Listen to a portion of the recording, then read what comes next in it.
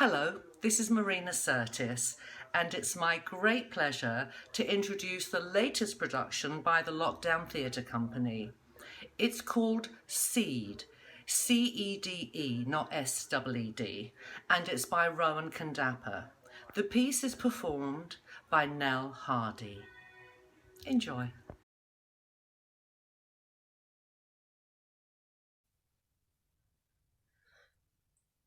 Okay, I'll just start. Um,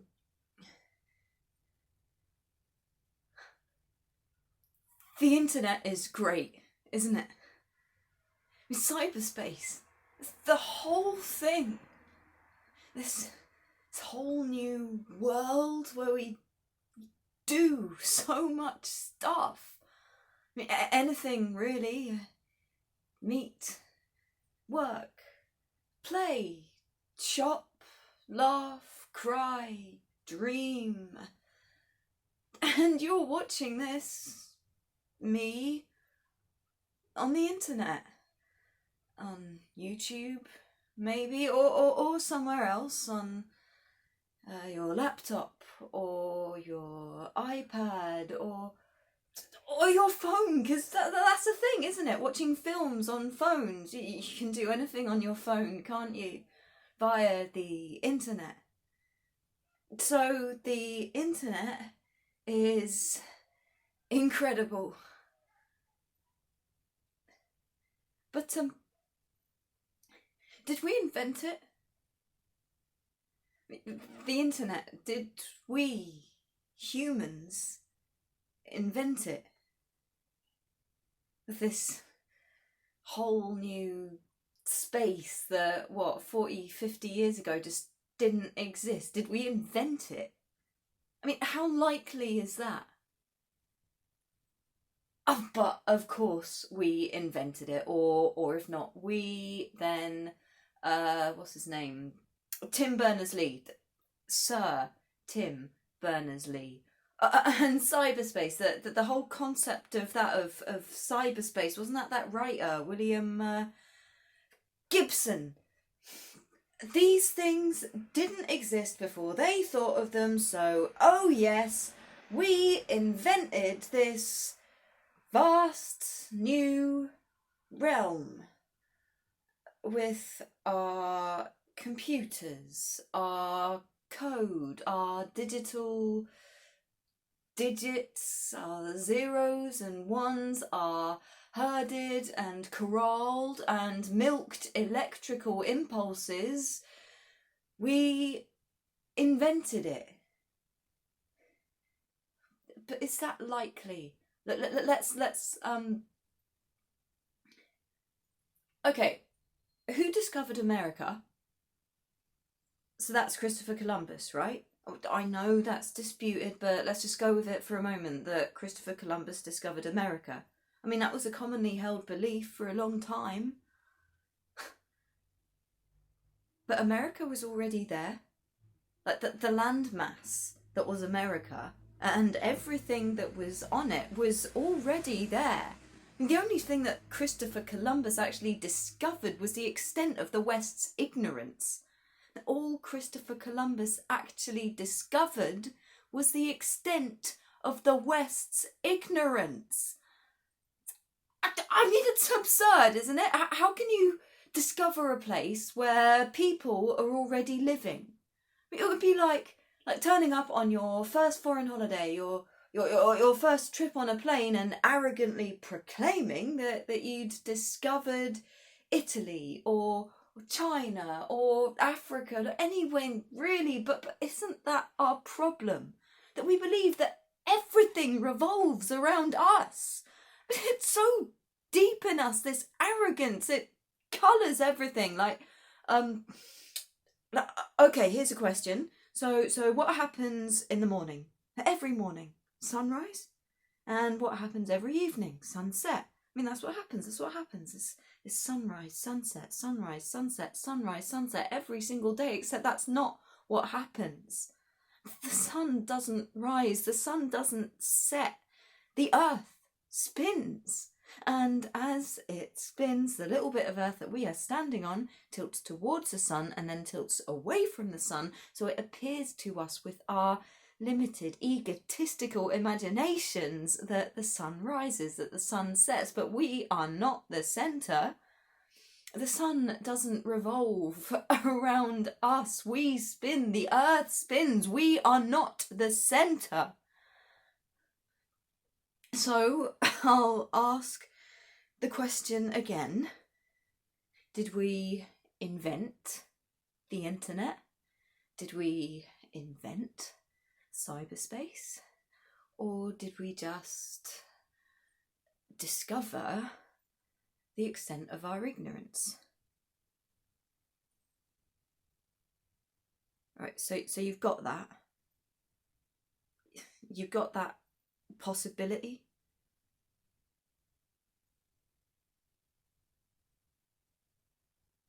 Right, well, let's just park it. For a moment, we'll get back to it, but let's just park it. Let's talk about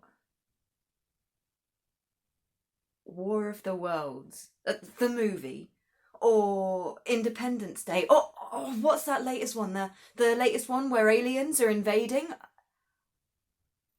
I guess it doesn't matter really, does it? There's always a new one. Aliens are always invading, aren't they?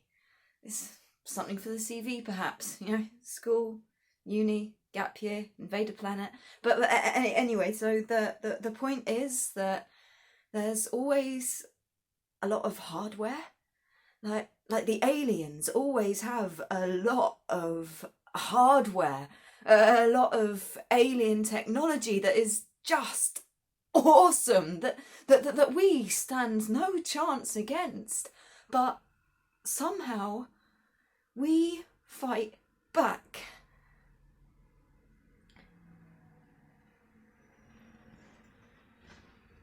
I love those movies. I always have. Aliens invading, I love those movies. Those fantastic battle scenes, kind of David versus Goliath. Love it, love it, love it. But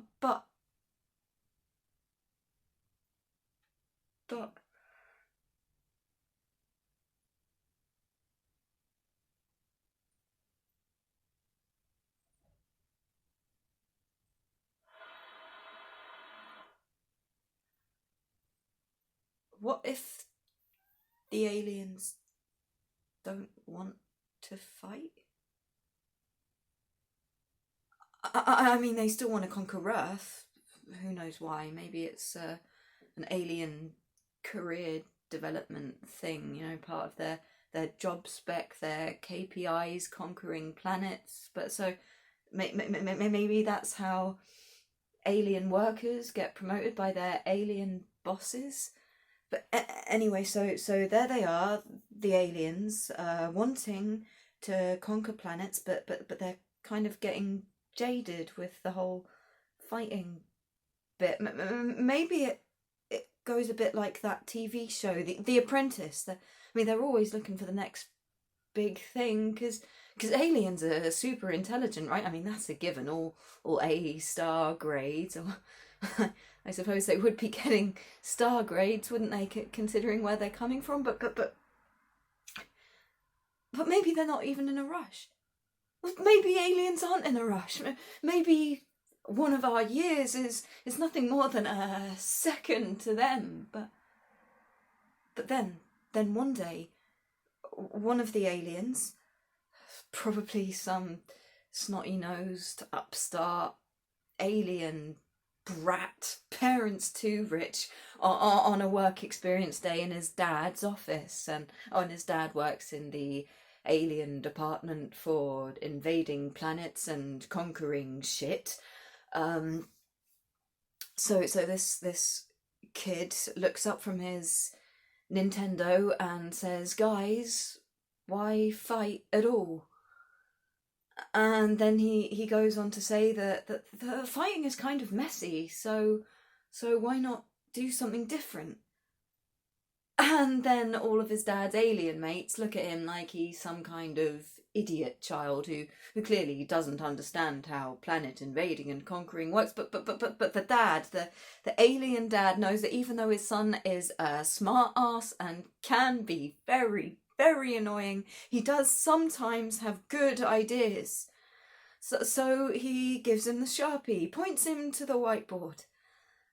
And this kid, this genius alien Hannibal of a kid, says it's simple. Why bother marching elephants across the Alps? Why not give our enemies some of our elephants? And elephants is a metaphor here. What he was actually talking about was technology.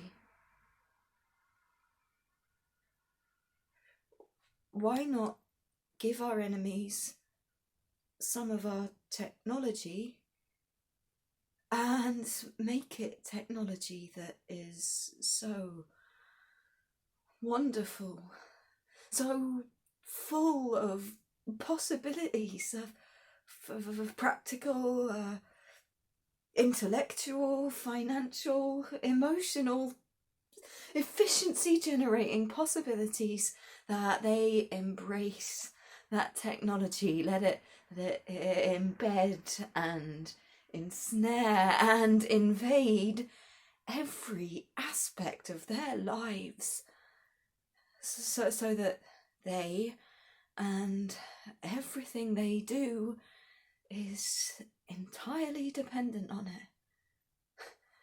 And then, instead of fighting, why not just push a button? And suddenly the other aliens in the office are all eyes. And because they're aliens, they do have a lot of eyes, because this kid, this annoying smart-ass kid, has only gone and done it. Only gone and won the whole shooting match without having to shoot a single laser or photon or sine wave pulse or whatever the latest weapon is in the alien's armory at the time. So you know that line from E.T., that line that everyone does in a kind of spindly alien voice. E.T., phone, home. Well, it turns out that we've been listening to that sweet, charming, innocent line the wrong way this whole time.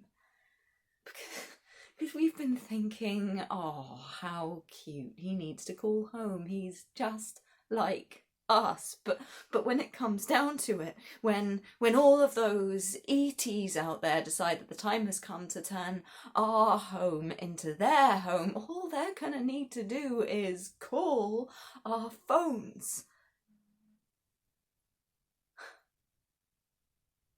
Our phones that access our internet, that access our cyberspace, that run our lives.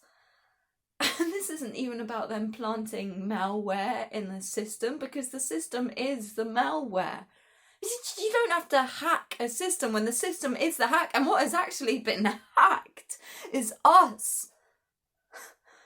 And all it took was planting a few bits of tech, maybe a few people in the right place at the right time with the right ideas. And maybe the people weren't really people.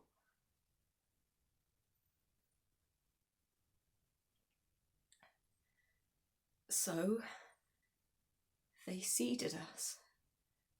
And what we seeded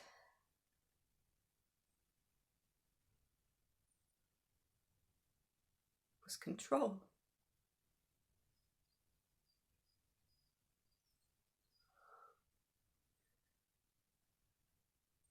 Okay, I'm going to stop there.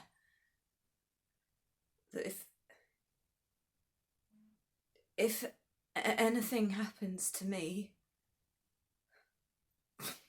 which it will, but just get the film out there. Well, just one last thing.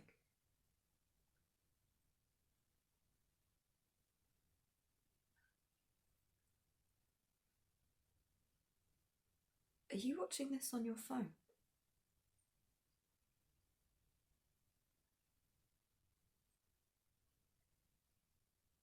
Kind of proves my point, doesn't it?